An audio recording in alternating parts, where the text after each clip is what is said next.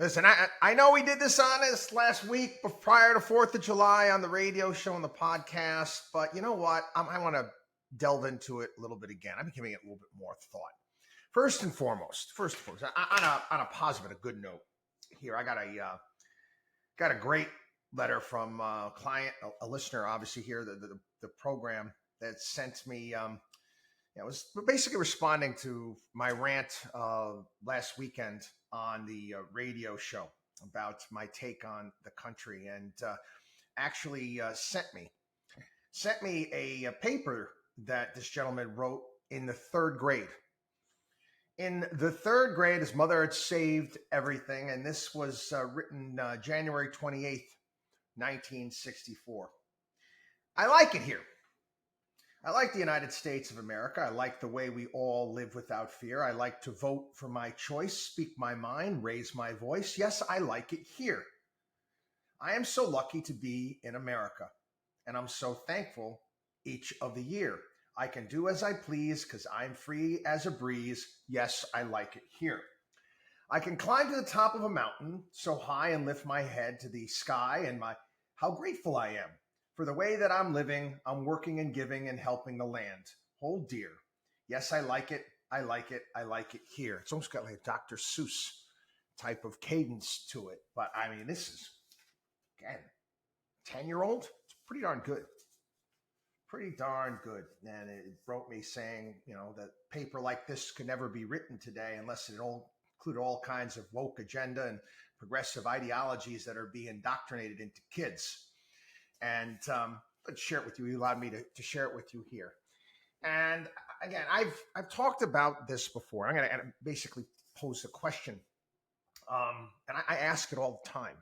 And I say I've been doing this for a long time here on the radio and prior to that, and have had my daily drive time programs as well, and interacted with the public. And I always ask a question. I say, do people really want to be free? Do people really want to be free? I know we saw it yesterday. I mean, fireworks and flag waving and all this stuff that's going on. Kerry Carlisle from the Mises Institute wrote a piece on this. I want to share some of it with you. July 4th is upon us. Many Americans are excited to celebrate their so-called independence. Why?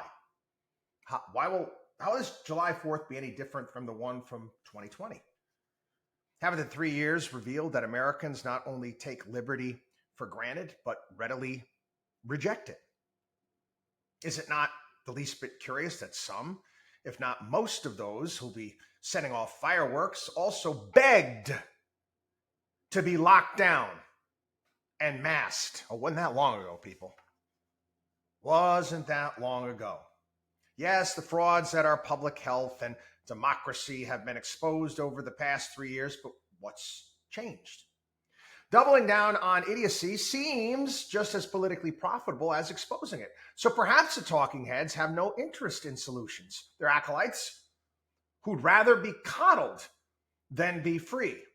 Likewise, have no interest in solutions beyond believing whatever makes them feel comfortable. And a couple quotes for you. St. John Mencken, 1880, died 1956. The average man does not want to be free. He simply wants to be safe. Humanity does not care for freedom. The mass of the people realize that they are not up to it. What they want is being fed, led, amused, and above everything drilled. One of my favorite economists, Joseph Schumpeter, stated that. Again, he's the guy behind creative destruction that we talk about all the time. It's James Buchanan.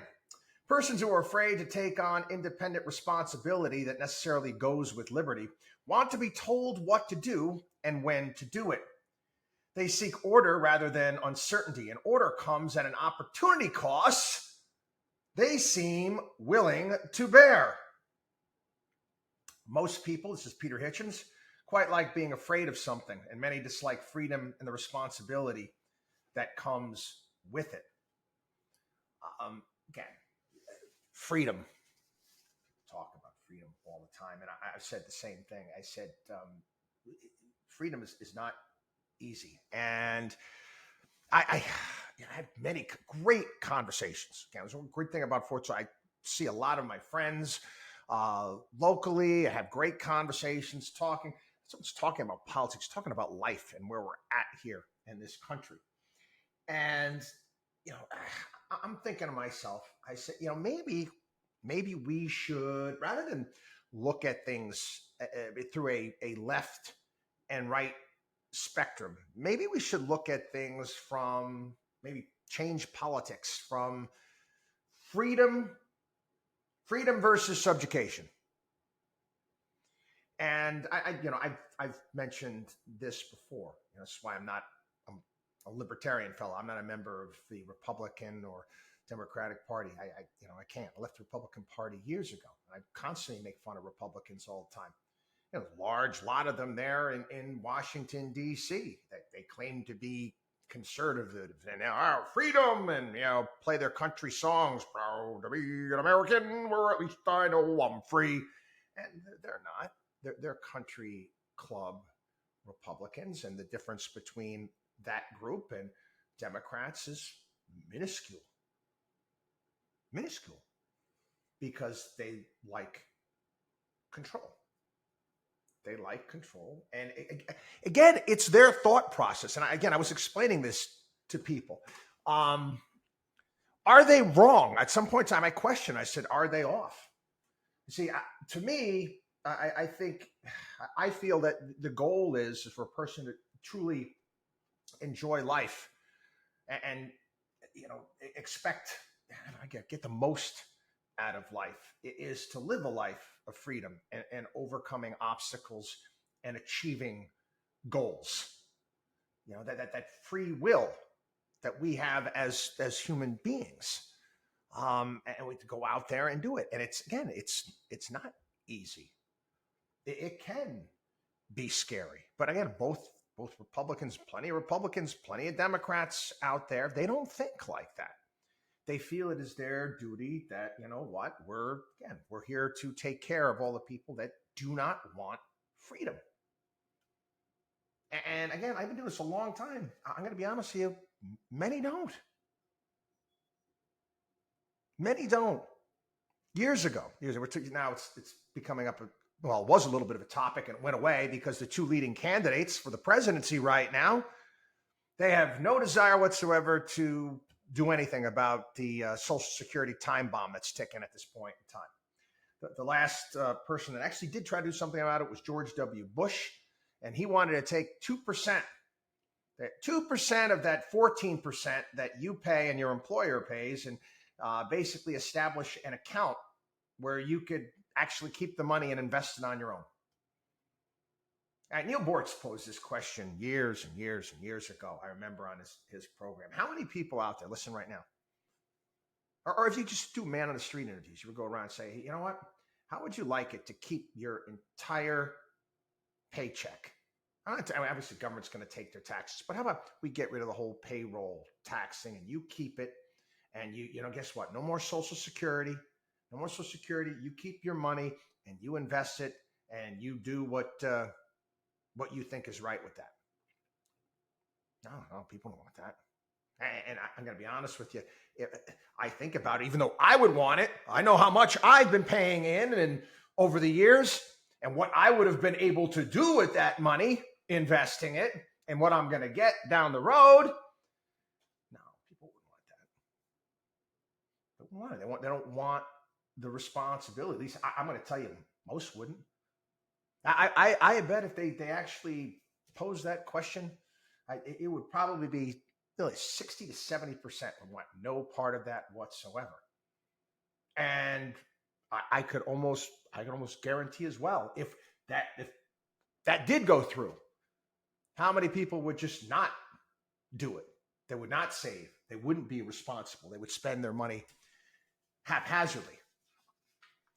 Again, I see, freedom, you want it when? You want it when? You like talk. Americans like talking about it. Oh, we like patting ourselves on the back. I love throwing the word democracy around all the time. We're not a democracy. Democracy is not nowhere to be found in the United States Constitution. Okay? Nowhere to be found. Democracy can be quite dangerous. But think about it for a second. I mean, you think about how far we have come, the size of government. It popped into my head. Do you remember?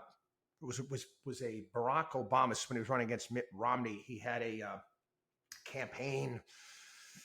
It was an advertisement. It was some internet thing. It was called "The Life of Julia," and it was Obama's vision of America. So there's this woman named Julia. It just shows her from cradle to grave and all of the government programs and handouts that Julia gets throughout her entire life. And they throw in all the liberal crap. Oh, then she's got time to volunteer at her local community garden. And she starts her own web company.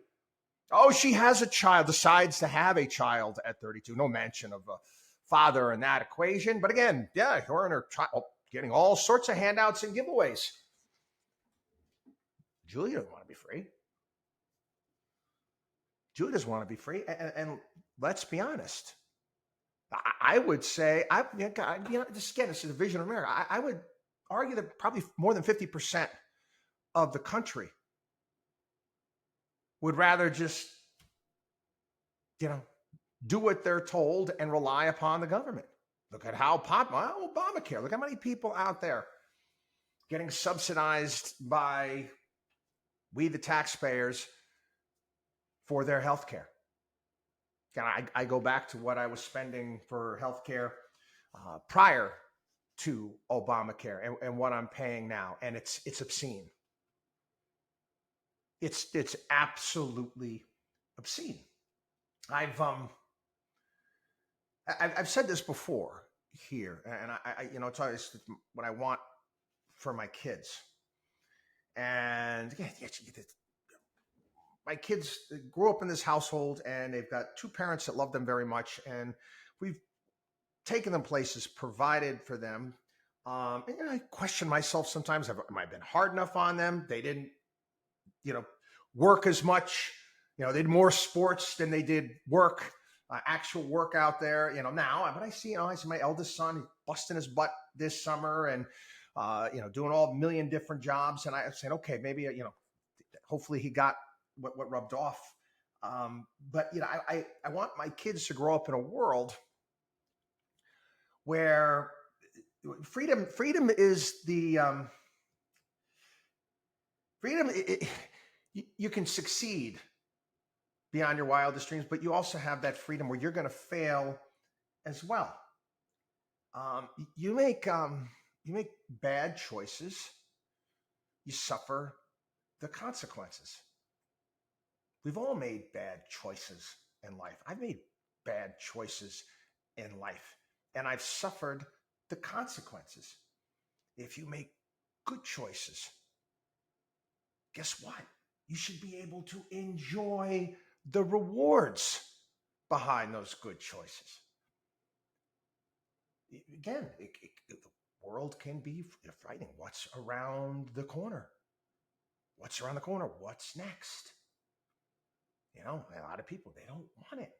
Right? They rather just sit there and get things handed to them.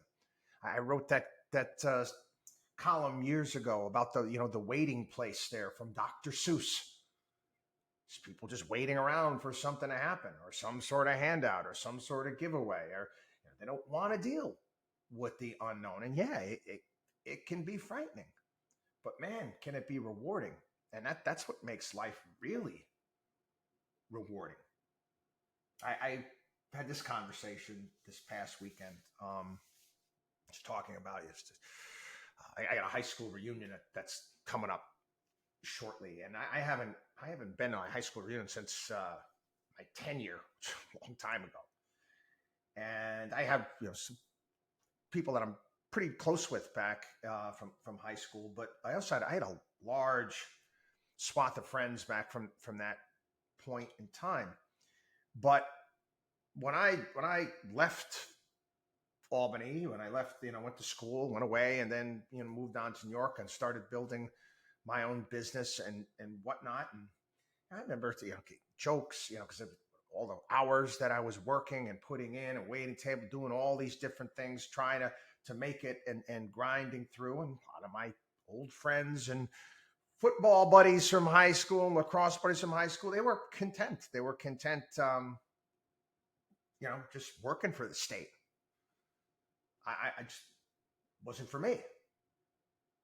Wasn't for me. And again, as you get older and you start doing that, they drift away. It's almost like they resent you for what you're doing, and it's odd. It really is. And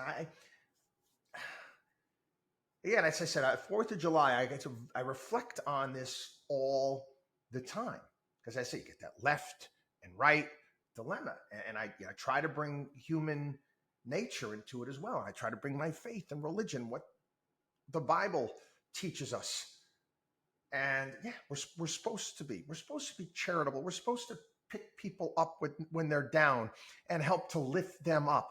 But to me, I always thought that, what God wants of us is to help these people to go out there and succeed. This is why for me, we have clients and they're doing well and I'm watching success over the decades, or when I'm coaching and, I get a message on my birthday, a few weeks ago from kids that are, doing all these wonderful things, that I was their coach back in, 2002, 2003, when I first started the lacrosse program down in Florida. I'm seeing it. I'm watching on ESPN, the national championship. There's also players that I used to coach, and the success that they have. Our goal should be to be lifting people up. Lifting people up. But again, they have to want it too. They have to want it too. And again, I think there's just on both sides of the political spectrum. Again, this is how we work here in this country. Got Republicans and Democrats. They almost treat human beings like rescue pets. It's like their job is just to give them money, take care of them. They're just they're not capable of doing anything else. And I think that God gives each and every one of us a certain talent, certain ability that we've got to figure out what that is, and we have to go do something with it. And getting people addicted to handouts and giveaways and all these things, it's a narcotic. It truly is. It's a narcotic, not good for this country. Again, my belief system. Anyway, again, I'm going to probably talk about it this weekend again because this topic it hits nerves of people when I get messages and whatnot from this. So we'll probably continue this weekend on the radio show as well. WatchDog on WallStreet.com.